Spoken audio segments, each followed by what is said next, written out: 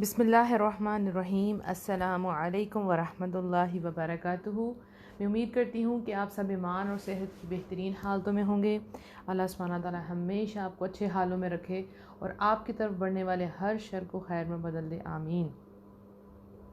ہم کچھ سیکنڈز جو ہے ویٹ کر لیتے ہیں کیونکہ آئی تھنک پاکستان میں نیٹ جو ہے وہ 3 o'clock تک بند تھا، آئی تھنک سو، جس کی وجہ سے کافی لسنرز کو پرابلم ہو سکتی ہے، اس لیے ہم ویٹ کر لیتے ہیں تاکہ سب کو پتہ چل جائے کہ نیٹ جو ہے وہ بحال کر دیا گیا ہے۔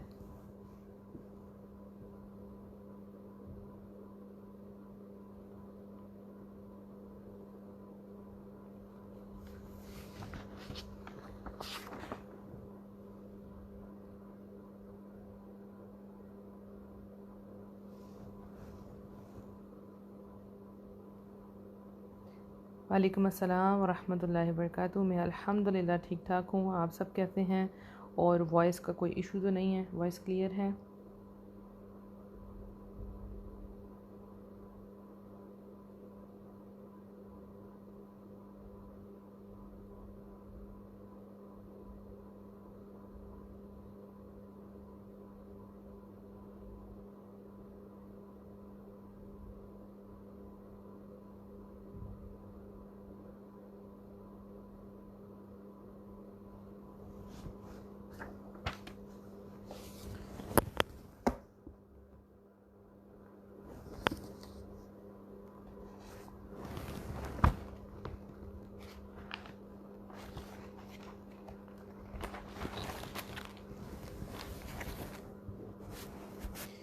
چلیں جی، الحمدللہ ہم اپنا سیشن سٹارٹ کرتے ہیں۔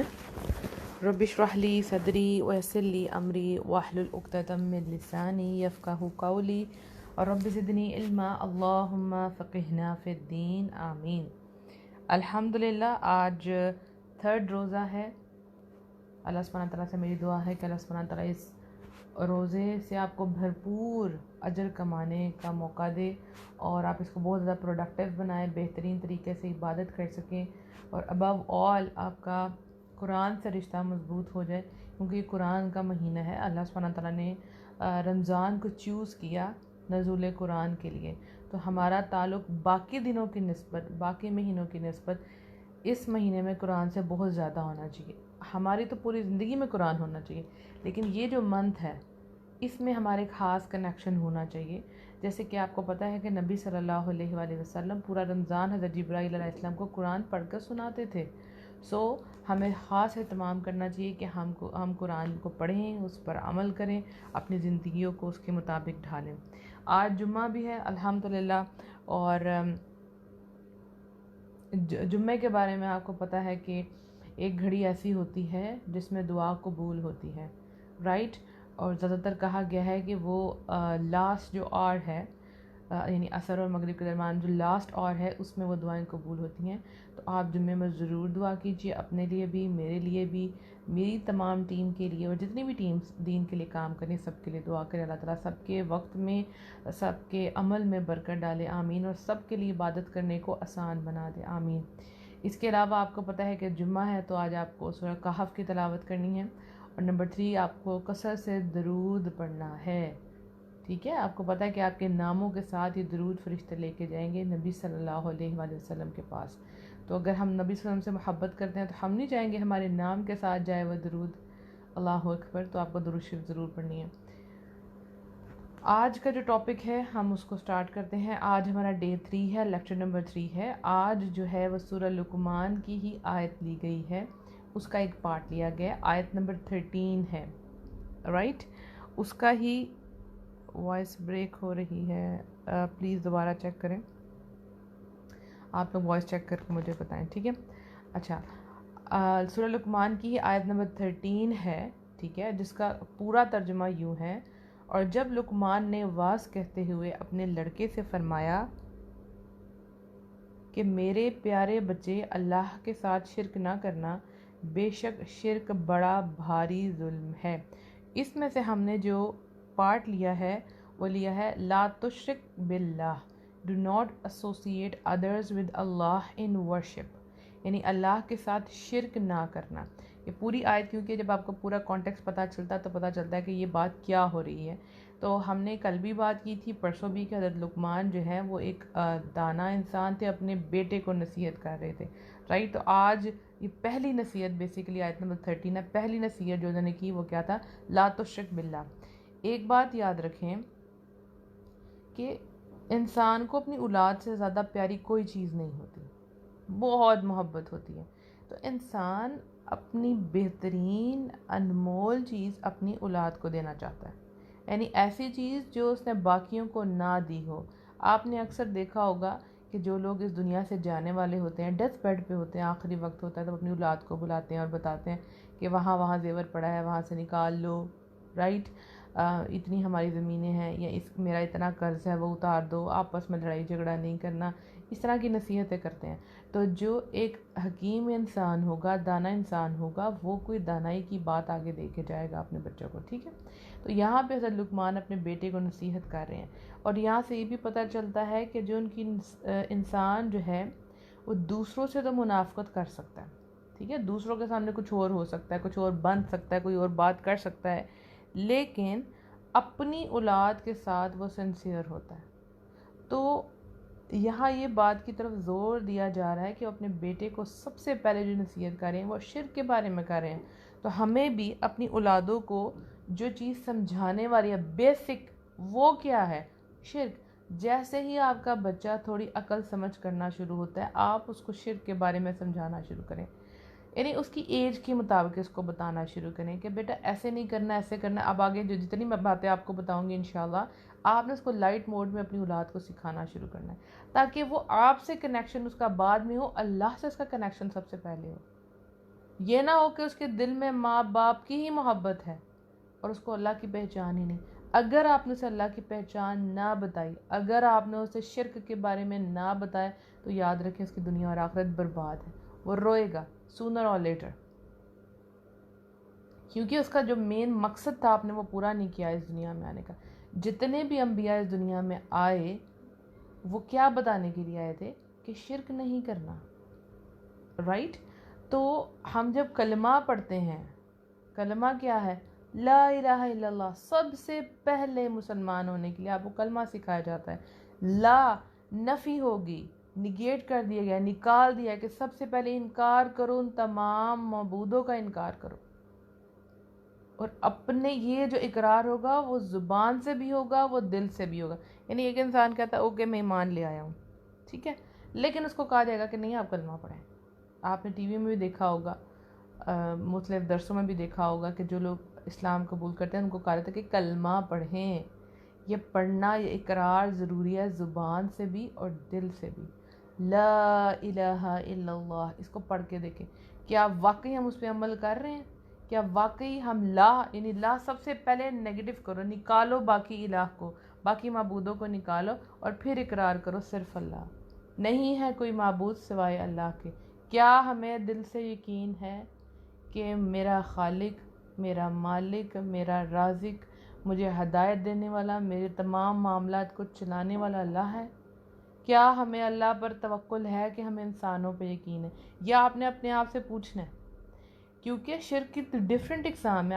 آپ سوچ رہے ہوں گے منیبا میں تو عبادت کرتی ہوں اللہ کی، مجھے تو اللہ پر یقین ہے، اللہ نے مجھے بنایا، لیکن آپ اپنی پرابلمز میں کس سے رجوع کرتے ہیں؟ کس سے مانگتے ہیں؟ کس کو پکارتے ہیں؟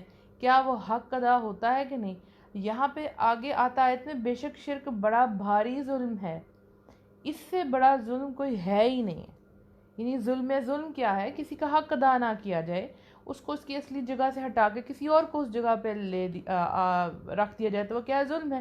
سپوز آپ ایک نوکری ڈیزرو کرتے ہیں اور آپ کی بجائے کسی اور کو نوکری دے دی جاتی ہے، تو آپ کہتے ہیں کہ یہ میرے ساتھ زیادتی ہوئی ہے، ٹھیک ہے، ہیر پھیر ہوا ہے، یہ ظلم ہوا ہے، کیونکہ وہ جگہ آپ کی تھی. تو اگر آپ اللہ کی جگہ پہ کسی مخلوق کو جگہ دے دیں، کسی مخلوق کو امپورٹنس دے دیں، آپ نے حق ادا نہیں کیا، آپ نے ظلم کیا.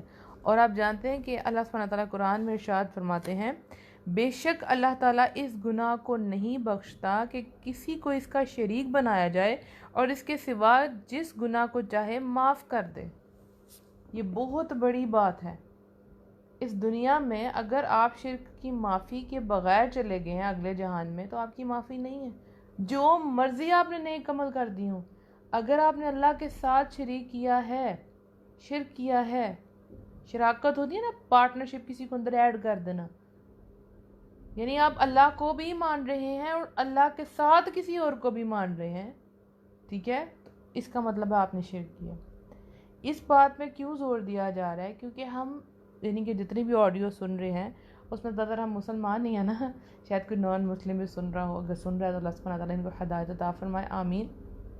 کہ ہم سب مسلمان ہیں، کہنے کو ہم سب مسلمان، ہم سب نے کلمہ پڑھا ہوا ہے، ہم ایک مسلمان گھرانے میں پیدا ہوئے ہیں، لیکن ہمیں علم نہیں کہ ہم کس کس جگہ پہ شرک کر بیٹھتے ہیں. صرف عبادت نہیں، اور بھی بہت سی چیزیں ہیں. آپ کو پتہ ہے کہ پہلے جو مشرکین مکہ تھے وہ اللہ کی عبادت کرتے تھے، اللہ سے محبت کرتے تھے، لیکن ساتھ ساتھ دوسرے معبودوں سے بھی محبت کرتے تھے. محبت، ٹھیک ہے، محبت میں شراکت آ گئی.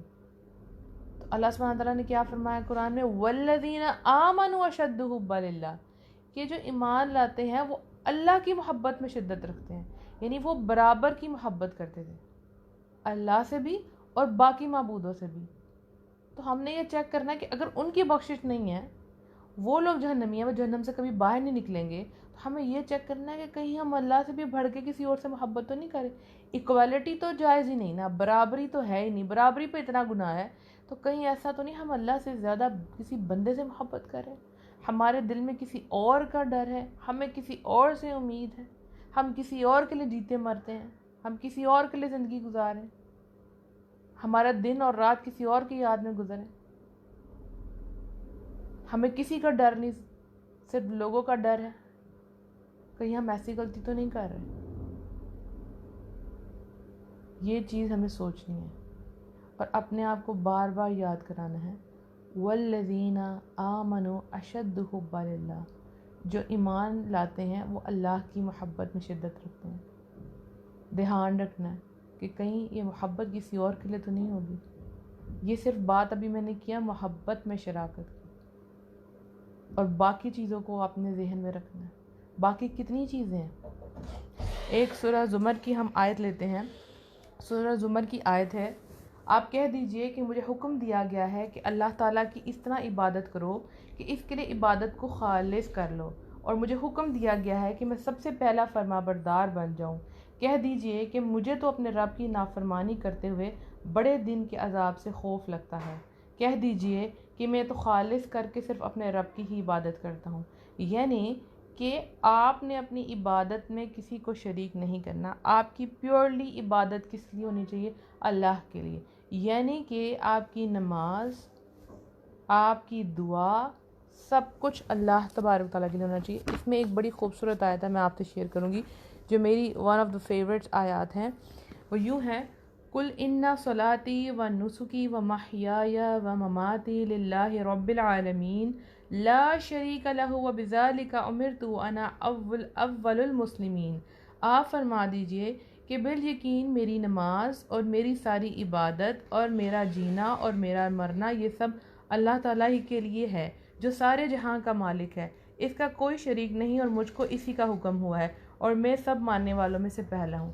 آپ دیکھیں یہاں پہ اللہ سبحانہ تعالیٰ کیا فرما رہے ہیں کہ آپ فرما دیجئے کہ میری نماز، اس نماز کے اندر، اس صلاۃ کے اندر صرف آپ کی نماز نہیں، آپ کی تمام بدنی عبادات ہوں گی جو بھی آپ اپنے بدن سے ادا کرتے ہیں، اور میری ساری عبادت جی ٹھیک، اور آپ کی تمام عبادت، یعنی کہ آپ کی جو بھی آپ کی قولی، فعلی اور مالی عبادت جو ہے وہ اللہ سبحانہ تعالیٰ کے لیے ہونی چاہیے. اور آپ کا جینا اور آپ کا مرنا، یعنی آپ اپنے زندگی میں جو بھی عمل کر رہے ہیں اور جو بھی عمل کرنے والے ہیں وہ سب کچھ کس کے لیے ہونے چاہیے؟ اللہ سبحانہ تعالیٰ کے لیے. سب کچھ خالص اللہ کے لیے ہونا چاہیے.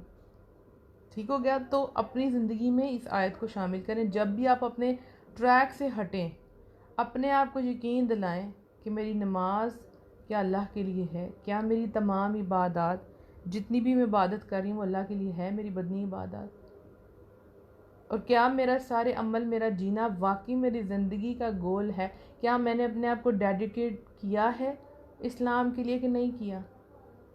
یہ اپنے آپ کو یاد کروانا ہے. ٹھیک ہو گیا؟